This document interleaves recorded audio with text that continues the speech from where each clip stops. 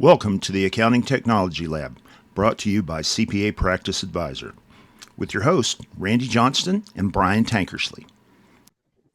Today's episode features a wide-ranging conversation Randy and I had with Mary Delaney on Friday, October the 3rd. I've split it into two episodes. So, we talked about a lot of things in both episodes. This episode we talked about AI integrations, open API, workflow automation tools, integrations with other products, unified portal, streamlined document management, private equity's role in the accounting profession, advisory services, leadership traits, and again, other things that are really changing pretty radically in the accounting profession right now. It's a must. Both parts are great. The first part is going to concentrate on just about everything except for AI, and then the second part is really where we're going to get pretty deep into AI. So again, this is episode 1. Episode 2 will follow probably next week. So thanks for being here with us. And with that, here's the podcast. Welcome to the Accounting Technology Lab. I'm Randy Johnston with co-host Brian Tankersley, and we are super pleased to have a guest today, Mary Delaney, who has been around Karbon from before. I didn't ask her background on what she had done. I'd actually checked it out. But in any case, Mary, would you like to give our listeners a little bit of an introduction on you, please? Sure. First of all, thank you both for having me. I have been at Karbon for the last 3.5 years, 3 years as the CEO, and loved every minute of Karbon and just this incredible industry. Prior to that, I've taken over for founders, which is such a privilege, 4 different times to lead their companies. And one was in a tech-enabled services industry, and I pull from some of those knowledge points when I look at how to automate much of accounting, really to elevate the profession and get them in front of their customers. Makes beautiful sense. Well, I know that Brian and I have been around Karbon since inception, so we've followed the progress, but it seems to me under your guidance, there have been some real innovation. Sometimes it comes from the top, sometimes it comes from all around, sometimes it comes from clients. Talk to me a little bit about, or talk to all of us a little bit about what's happening with the Karbon business today that you think is interesting for people to know that you just wouldn't find typically. Sure. Well, thank you for the kind words as well. Karbon, when I got here, they're very customer focused. Everything that is built and designed is from having that intimate relationship with our customers. And so that's been here from inception. And there's a couple of core beliefs that we're continuing to expand upon. And I think it's been really beneficial for us with AI. And that is, we believe in choice.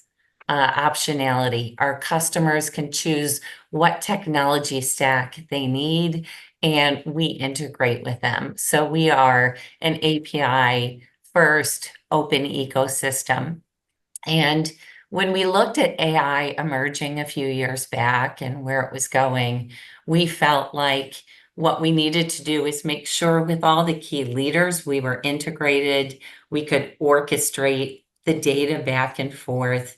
And then we looked at deeper integrations. This year, we launched integrated workflows. Our first ones was Xero, which allows us to not only pass back and forth data, but advance work in both systems. And that's really meaningful for our customers.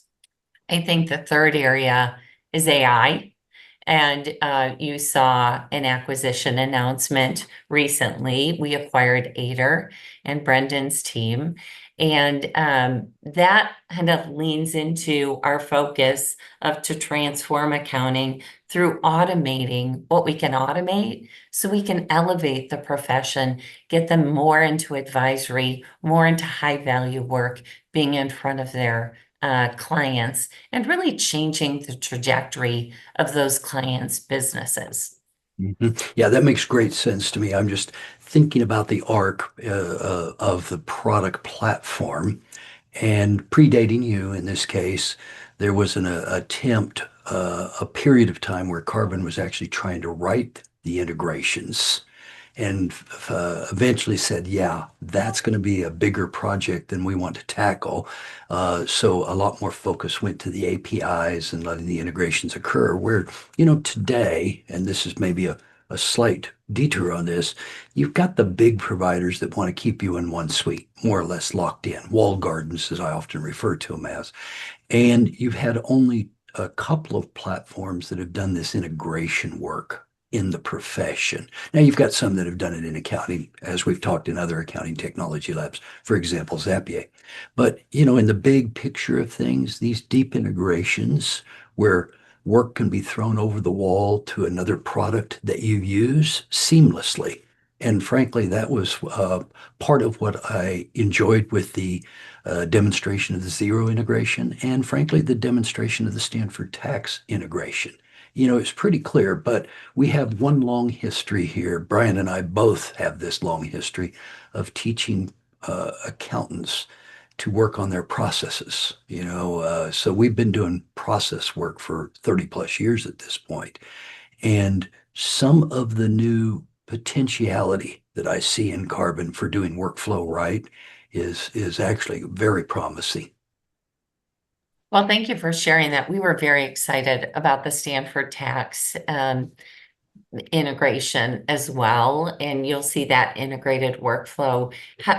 Just to take a step back and talk about our tax work this year, is we were born into CAS 11 years ago, and we focused a lot on that. And especially as AI started to evolve, it was clear we needed to look at each service line and map it out and really identify the ideal workflow and the variations and who the best partners are to integrate with, and then automate as much as we can. Where can AI help elevate the profession, give them more efficiency? Stanford Tax is one of those. The client experience is really impeccable. It's people use mobile now. I get really frustrated. I went to the doctor last week and they had me fill out a written form, and I've been there for 20 years. I'm thinking, oh no. But if I had to do that for my taxes every year or use a desktop, I want to use mobile, and I want you to ask me the two questions that you believe through AI might be different. Let me fill them in and move on. And that's what Stanford Tax does. Mhm. Yeah, and your comment about evolving out of client accounting services, absolutely right. And being able to cover multiple service lines. So being able to support client accounting services effectively, tax effectively, audit effectively, which in my mind is a different animal in terms of what's needed for support. But the other one that you called out in your introduction, which is also very near and dear to the heart, is advisory. But as I look back, um, frankly, with the hosting services that we ask Intuit to produce with QuickBooks Desktop back in the 90s, as odd as that sounds, or the SaaS products that we helped evolve over time, QuickBooks Online, Xero, Sage Intacct, NetSuite, and so forth, having stayed in the thick of all that, this interactive client accounting services has been one of Brian's specialties for decades. I've just ridden on his coattails on most of that. But the shift to advisory, in my mind, is very real. And accountants don't have a very strong command of what it really means to produce and be an advisory service practice. So that'll be kind of an interesting enablement that you do over time. And yeah, I do feel you're playing on that client experience. Every time I have to fill out a piece of paperwork for anybody, it's like, really, folks, you've got all this information already. What are you doing to me? So, I don't know about you all, but I feel like I've got the portal of the month club when I deal with all my service providers. You know, what kinds of things, Mary, do you see coming that to try to consolidate more of those portals and to try to have those portals meet different needs? What kind of things do you see Karbon doing to try to address those needs? Because most of the firms we talk to today, especially the big ones, 3, 4, 5 different portal engines for different practice areas. Client experience, I think, is really critical. And this is one area that we were heavily focused on. One, we have, for our small to large clients, and then also for our PE clients who might have 40 different firms that they've acquired, and they want to cross-sell services, but they want the client to have that single pane of glass experience. And earlier this year, we launched our client portal, and we had that vision. So the client could be working with tax with one of the firms and advisory in another, and they could have an audit on a third. And all of the what do I need to do as a client, and where is my work? What's the status? And who's asking me questions? All go into one portal. Even more so, though, if some of that work is with our integrated partners, where they have to sign a form and maybe they're not using our e-sign, or there's a document that they need to upload, maybe they're using a different DMS, all of that can still be in our portal for that one experience. And Brian, I've done all this analysis. I think the largest I saw was a firm in Texas with 11 different portals and a manual on the page to say, read this first to know what to use. So we're really trying to streamline that.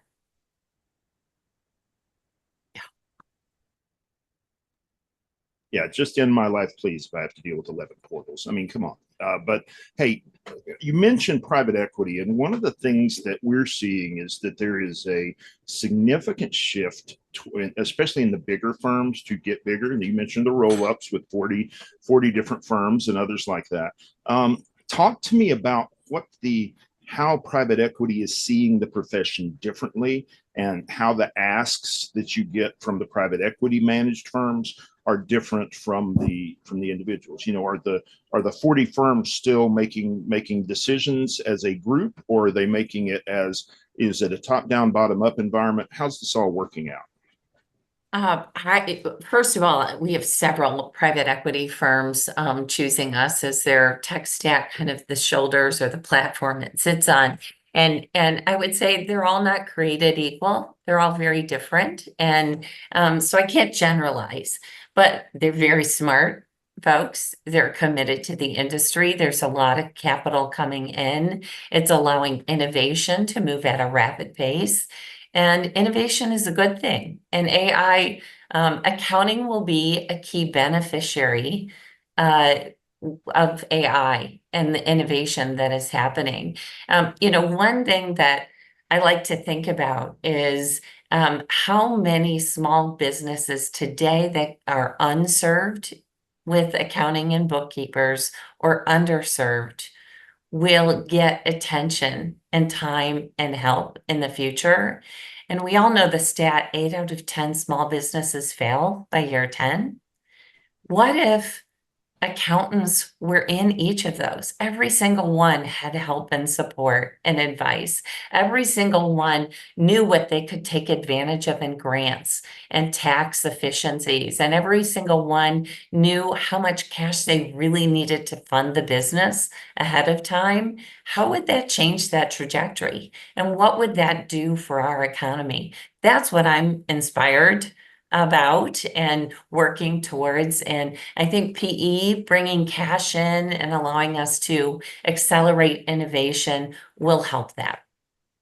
Well, in fact, Mary, that's part of the reason I think the advisory to me is so attractive, because if in fact every small business had a really proactive advisor as opposed to a reactive compliance provider, that would be such a different world. Now, we kind of got near this topic, but I was curious about the leadership traits that you're seeing, whether they're PE-backed ventures, which sound like there's lots of types there, or traditional firms. What are some of the leadership traits that you're seeing that are helping firms thrive? Because there are some that are thriving and some that are, as we would say among ourselves, Sally, same as last year. Yes. I think the leaders that are attaching themselves to a community of learners, people are open, people are always trying to be agile and find how can we improve further tomorrow and the next day. And so one, they spend the time to understand what's going on in the market. I will say in this industry, more than any other I've been a part of, accountants are generous. They share what's working. They want all ships to rise together.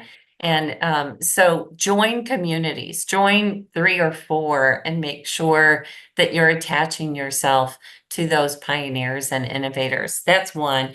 Two is the leaders right now have, AI on their phone, 2 or 3 or 4 apps. They're building their own GPTs. They're solving problems. They've started an advisory group in their firm of all different levels, and they're encouraging and rewarding and training folks to really understand and harness the power of AI. Those are some of the areas. They're also looking and listening to their clients. They're trying to figure out how to expand and grow that client base. They are pricing at their value, which is hard to do, but they're doing that. And really working on expanding services. Advisory we see right now is growing in the mid-20s. It's one of the fastest growing areas, and a lot of the different firms are really looking to add that. Yeah, makes great sense. Well, I think what I'd like to do is try to clean up some of client experience portal and workflow and then turn our attention to AI. I think there's a big bit of learning and discussion that we can have in that area. But in your basic client experience workflow and so forth, I know that you're evolving also in document management, and we believe that this coming year will be a radical shift in the way document management has worked. So just make sure we haven't missed any fine points now on the way workflow, portal, document management all kind of flow together. There's more that you can say there, I suspect. Absolutely.